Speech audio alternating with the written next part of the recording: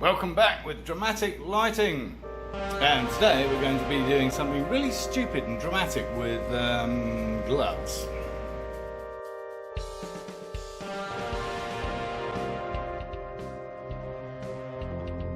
I've only used these gloves twice before, I think. First time was my first angle grinding experience, and that was cutting the back off a Triumph Herald to make into a sofa.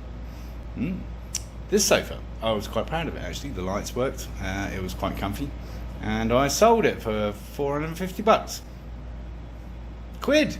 That's about 600 bucks. Anyway, today's stupid activity is going to be trying to hold this with these and drill it so that it marries up with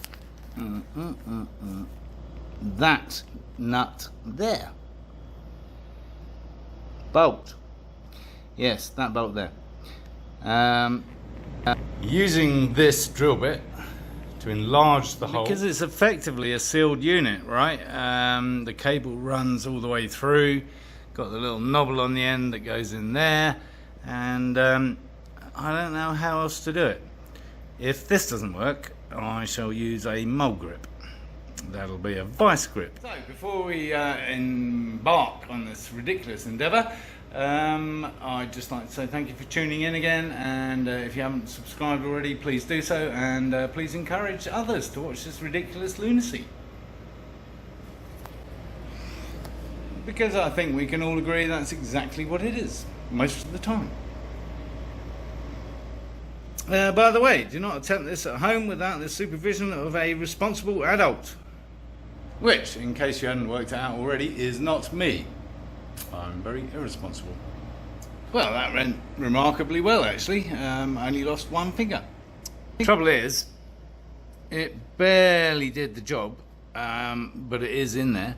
But up this end, that original Yamaha bracket is barely on that.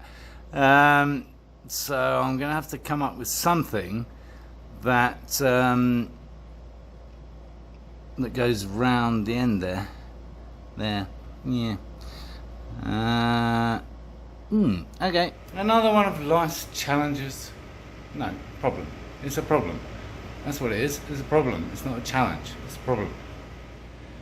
Anyway, while we're on the subject of possible hospitalisation, a small shout out to Suba in Australia, who's married to my mate Lee. Yes, I'm on telly again. Hi. Start again. You know what? I'm not going to do anything at all about that problem, because basically that return cable is superfluous, honestly. So look, here's the throttle, wide open, let go. Springs back. It's got a spring that takes it back. It doesn't need another cable. It's just superfluous, and as you notice, nothing's moving around here, so no problems. Thank you. Job done. Famous last words, as my grandmother used to say. Yes, I know it's a safety thing in case the spring breaks and the throttle jams open. At least there's a cable to pull it back again, but it's not very efficient. And you can always put in two springs like we do in the race car. I think we have to. I think it's part of the rules, but it makes sense. So if one breaks, there's another one there. See? One wheel ready to refit. Need to get this thing mobile and off the crane, just so I can shift it around a bit, and maybe Derek can take it away and get those damned exhaust studs out, because I am defeated. Meantime, what's going on here? Yes, an old bull bar off the front of the FJ, which I no longer use, and nobody wanted to come and get it for free on Facebook, so I have a cunning plan. Well, it's been a long journey, and it's by no means over yet, but it's starting to look quite good, I think. Do you agree? I mean, well, the bits we've touched are starting to come together. Very encouraging. Now there's just that to sort out. Well, and the cooling system, and the starting malfunction, and the clutch cable, and yeah, all the brakes have got to be filled and bled. Yes, a long way to go. Yes, the cat videos worked because Pet Lover Me has just subscribed to my channel. So well done, Monkey Man, and the rest of the Pussy Posse. Right, on cue. Come on, monkey. Yeah, whatever. So I put my safety goggles down for 5 minutes and now I can't find them again, so I'm going to have to use these new ones, my Bole Specials. Yes, very sexy indeed. Ah, of course, that's where I put them. On top of the cutting machine. Yes, makes sense. Yes, very Corvette Stingray. Yes, if only I had two, because, yeah, maybe that would work. That would look cool, wouldn't it? Anyway, I don't have two because the other one is damaged, because I have done some relatively serious off-roading in the FJ, and as you can see, it's all bent up. So I can't be bothered to straighten it. So what the bloody hell is he up to? Well, well, obviously it's still in its infancy, and that's an understatement, but this is kind of the general concept that, yes, it goes there. Maybe it's only 2, not 3, because that's a little bit deep. Looks a bit like the Black Knight of Monty Python and the Holy Grail. Yeah.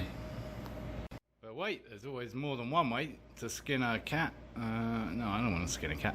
Anyway, there's more than one way to look at something. So there's that possibility too. Be way harder to mount, and yeah, not sure. Thinking about it. Probably need to do some Photoshop. Meantime, on a totally different note, a new oil filter turned up, and we like racing. We like high flow, actually. They're very good. So back on the subject of cables and adjustment, the clutch cable got a bit of an issue here, where you can see that the original larger Yamaha fitting is just a little bit bigger, a little bit longer, and that's not on the outermost adjustment there at the back. So yeah, need to adjust the cable, and that lives down here at the business end, and there's a little nut in there to adjust it with. I hope we got enough, because it's a ridiculously long cable.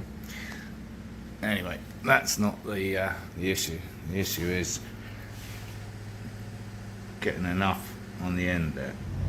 I'm just on my way back from Derek's. I've picked up some exciting bits to complete 2 projects effectively. Yes, I have the seat for the Ducati, the elusive seat, and I have the exhaust pipes that he has welded on the bits that avoid burning my butt. So I'm excited to be putting those back on those 2 bikes and potentially have a buyer for the Ducati. How about that? Yeah. So this is why we don't go out at the weekends. I'm now heading out of Sedona behind a very slow driver.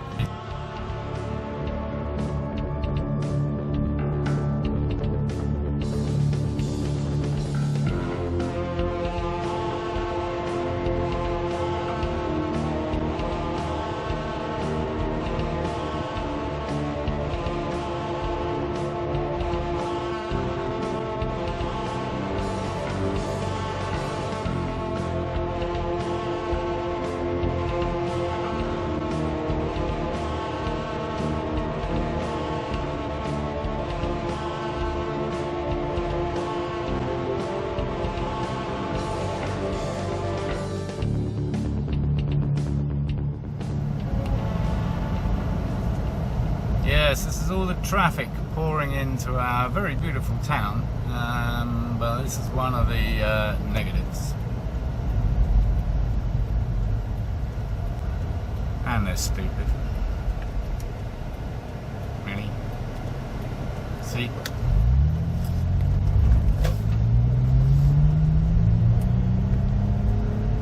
So, back to the clutch adjustment, and because that was a bastard to get to with the wrench, I undid the bracket that it lives on, and I'm making extreme adjustments to this end because I needed a lot of scope up the other end, and I can always adjust it up there. So I'm going to loosen off that nut on the right pretty much all the way, give me as much scope as possible, and then tighten it up with the nut behind there on the left, as it is now, to the rear of the bike, and then I'll put it back up there. So I think that was completely the wrong way. because I was talking about moving the right hand nut to the far right hand, and actually I think it's the other way around, because what I want to do is bring the cable forward, the outer casing forward on the cable itself. So I think that's what I've now done, but it's not much better up the top, I'm afraid. So there, that's as far as that'll go in terms of adjustment out, pretty much, before it starts getting wobbly, which is no good. And yeah, don't kind of spring back as much as I'd like it to. It is working. I mean, it is actually operating the clutch to some degree, but again, I don't think that's enough, because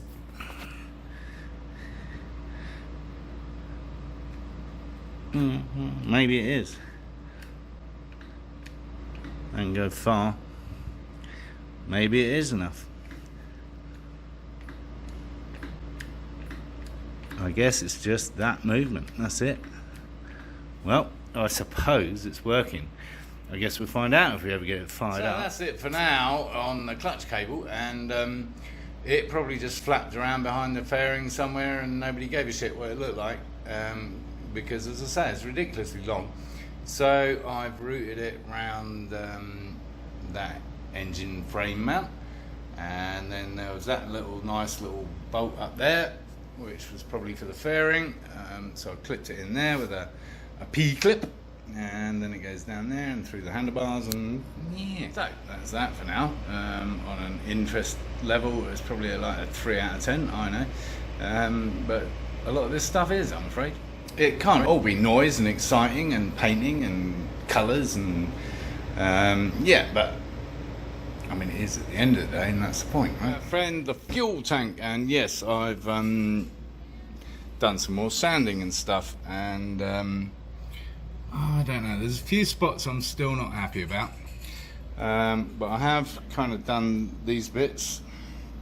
So I started off with some like 120, as you can see, it's a little bit rough there, and finished it up with some 1500, 800 wet and dry, and I think I'm tempted to give it a coat of primer, because it's this proper 2K primer filler, so it might take care of a few of the little oddities that I'm not sure about, or identify that they're actually bumps, not holes, and then we'll be well on our way to finishing the tank, which I might do that tomorrow.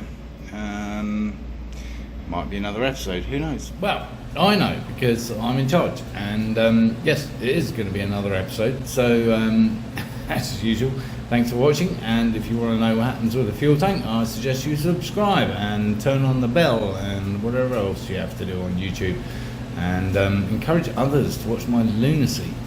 So we'll see you next time, and we'll be painting the fuel tank, or at least priming it.